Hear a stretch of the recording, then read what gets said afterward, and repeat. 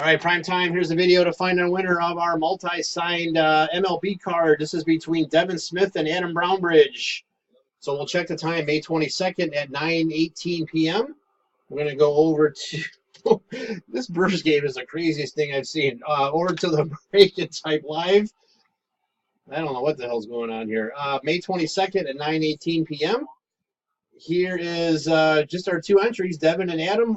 We need a dice roll of 5 or higher. 6 times. Whoever's on top after the 6th roll is our winner. Here we go. Good luck. 1, 2, 3, 4, 5. Last and final. Here we go. Good luck.